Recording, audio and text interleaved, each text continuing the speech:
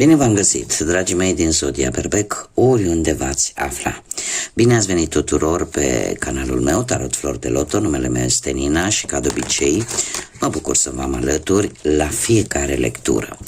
Azi voi face o lectură specială pentru un eveniment astronomic special și anume, începând cu data de 21 ianuarie până când atinge, să zic așa, punctul maxim 24-25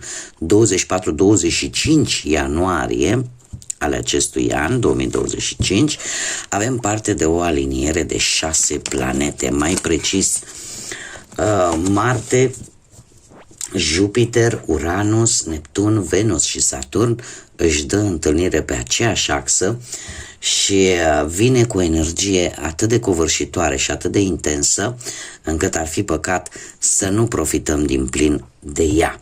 Este un eveniment astronomic care se va mai repeta abia peste 20 de ani și trebuie să vă mai spun un lucru important. În februarie, o să discutăm atunci despre acest lucru, în februarie se va mai alătura o a 7-a planetă, planeta Mercur, și atunci, într-adevăr, vom discuta de un alt eveniment astronomic la fel de important, poate chiar mai important decât acesta. Dar vom discuta la timpul respectiv. Revenind la acest eveniment astronomic, așa cum bine am văzut, 2025 a început chiar din prima lună să ne surprindă și să ne ofere acest unic spectacol planetar supranumit și Parada Planetelor. Din punct de vedere astrologic, această aliniere vine cu transformări, vine cu schimbări majore pentru viața fiecăruia dintre noi. După cum bine știți, există o vorbă din bătrân care spune: domne, nu sunt aliniate planetele, de-aia nu mi-a ieșit cu tare lucru.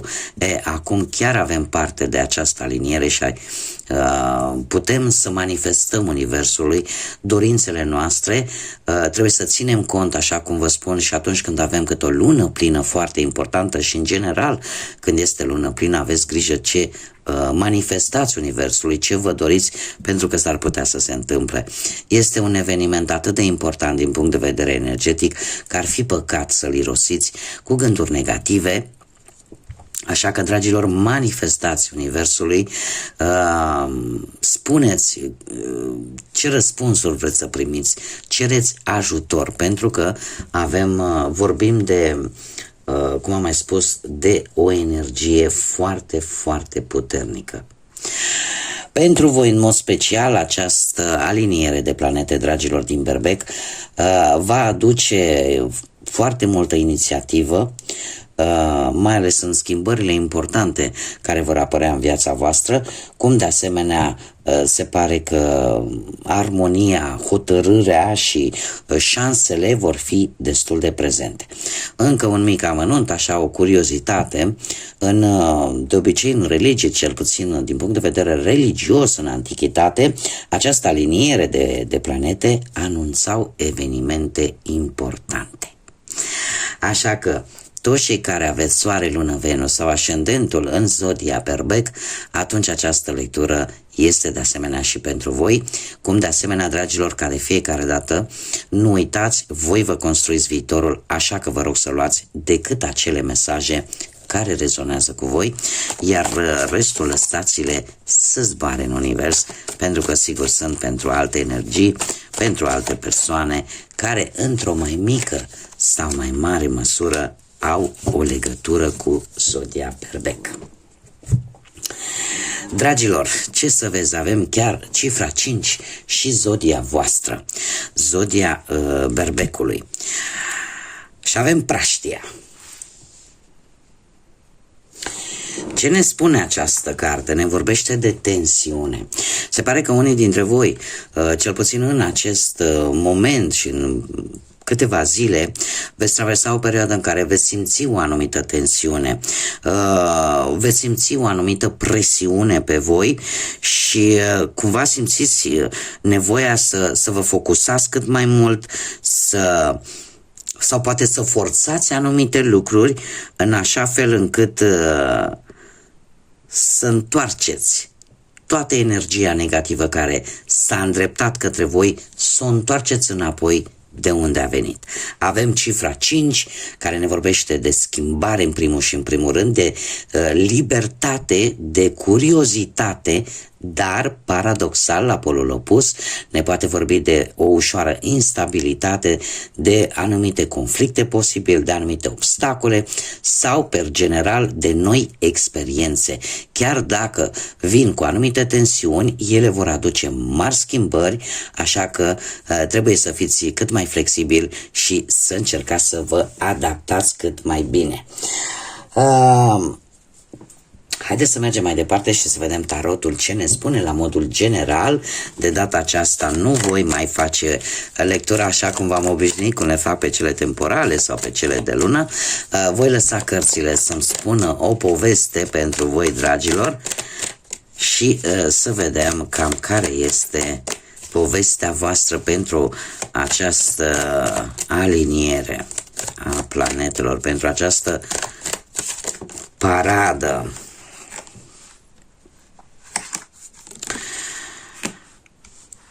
Dragii mei, dragi, avem, uite, chiar avem un semn de foc, la fel ca și voi, puteți ști voi foarte bine. Asta îmi spune că nimic nu vă mai poate opri. Nimic nu vă mai poate opri și eu aș spune că nu vă mai este frică de nicio provocare. Parcă această energie vă ridică atât de mult și unii dintre voi aș putea să zic că chiar reușiți să aveți așa, să fiți prevăzători, cumva să vă vedeți viitorul pe termen lung. Da? Chiar dacă unii dintre voi poate traversați o perioadă mai grea așa, este temporară, nu este pe termen lung. În schimb, voi aveți șansa să vă construiți viitorul pe termen mai lung. Sunt posibil, cum bine am văzut, să aveți parte de anumite obstacole, dar asta nu vor face altceva decât să vă întărească și mai mult. Și eu aș spune că pentru alții dintre voi, da, dacă nu sunteți voi și avem parte de o situație, e posibil ca o anumită persoană, cunoscută sau nu, te poate ajuta să rezolvi o problemă. O problemă care pentru tine contează foarte mult să fie și rezolvată. De asemenea, avem un 10 de cupe care îmi vorbește tare mult de suportul familiei pentru unii dintre voi. Dacă nu ne vorbește de suportul familiei, ne vorbește de un eveniment familiar sau pentru alții de o relație fericită pentru mult timp sau de faptul că aveți niște valori foarte solide și că de multe ori urmați ceea ce vă spune sufletul, ceea ce vă spune inima și cumva aveți această energie puternică, vă dă sentimentul că voi sunteți pe drumul cel bun. Iar cu acest 2 de monede, aș zice că acea necesitate de a avea un echilibru pe toate aspectele vieții, nu contează. Cumva este mult mai importantă. Faptul că unii dintre voi în acest moment vă simțiți un pic dezechilibrați sau cu o ușoară instabilitate, se pare că tendința este tocmai de a vă recupera acest echilibru, care este foarte important pentru voi. Sunteți mult mai atenți pe ce este mai important pentru voi. Și trebuie să vă spun că va apărea o schimbare în viața voastră unde voi, așa cum bine am spus încă de la începutul acestei lecturi, va trebui să fiți flexibili și să vă adaptați acestei noi schimbări. Chiar dacă e posibil să vă apară, cum bine am văzut încă din prima carte, anumite obstacole care vă vor preocupa, le vei rezolva, le vei duce la bun sfârșit. Așa că lucrurile, se pare că energia acestor 6 planete îți va da putere și, așa cum bine v-am spus, veți lua inițiativă chiar și în schimbările cele mai importante care vin către voi. Haideți să vedem care este mesajul vostru general, dragilor.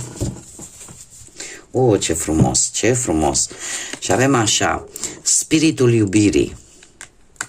Spune în felul următor: nu căuta dragostea adevărată, pentru că ea te va găsi pe tine și tu este de ajuns să fii așa cum ești tu. Deja lumea îți iubește esența, așa că nu fă nicio schimbare pentru nimeni. Este un îndemn de a nu renunța să fiți voi. Și când spun acest lucru, mă refer foarte mult la partea pozitivă. Întotdeauna lecturile mele îndemn pe toată lumea să căutăm acele părți pozitive, chiar de multe ori, chiar și din lucrurile cele mai negative. Viața m-a învățat că de multe ori dintr-un lucru negativ, de fapt, chiar dacă mult mai târziu mi-am dat seama, a ieșit ceva super pozitiv. Știu că e greu de crezut și nu vreau să mă contrazic cu nimeni, dar acest mesaj vine strict pe tema asta, acest spirit al iubirii și faptul că de multe ori nu e necesar să cauți iubirea adevărată, pentru că ceea ce ai în interiorul tău, ceea ce te reprezintă pe tine, este de fapt iubire.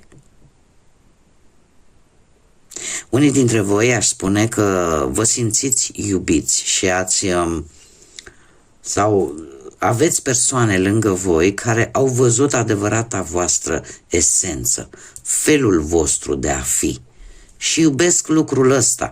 Și atunci cumva nu mai este nevoie să cauți să fii perfect, pentru că perfecțiunea nu are decât Dumnezeu. Noi suntem supuși păcatului, dar încercați să vă apreciați, încercați poate să fiți mai buni sau încercați să dezvoltați acele calități pozitive în fiecare dintre voi și în felul ăsta dezvoltați și mai mult acest spirit al iubirii, să vă iubiți și pe voi și în felul ăsta să emanați. Știți cum e că ceea ce emani, aia primești. Și mulți știu că o să-mi spună: domne, eu sunt bună cu alții și alții îmi răspund cu rău. Există întotdeauna, pământul se învârte și fiecare va primi ceea ce seamănă. Da? Așa cum o mai zic câteodată, nu poți să semeni grâu și să culești porumb, că n-ai cum. Așa că voi păstrați-vă acel spirit iubitor, acel spirit pozitiv și câteodată chiar nu e necesar să te schimbi pentru nimeni sau să ascunzi de fapt felul în care ești tu, ca și persoană.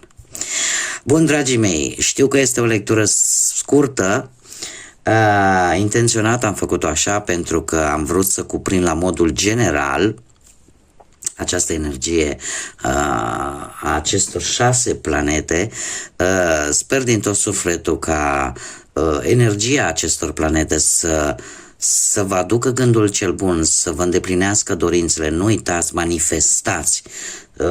Nu știu, ați putea să în loc să spuneți aș vrea să mi se îndeplinească cu tare lucru, să spuneți visele mele se vor adeveri sau visele mele le voi primi sau primesc ceea ce eu îmi doresc. Dacă și cum ar fi la prezent, profitați de această energie, pentru că este un eveniment cu care nu o să ne mai întâlnim decât peste 20 de ani, în care probabil că mulți dintre noi nici măcar nu știu dacă vom mai fi. Așa că profitați de el. Eu vă doresc tot binele din lume. Mă bucur că v-am avut alături și la această lectură. Desigur, dacă rezonați, dacă v-au plăcut, vă invit cu mare drag să vă abonați pentru cei care nu au făcut-o, cum de asemenea nu uitați de like-uri, care sunt foarte importante, de distribuiri și de comentarii.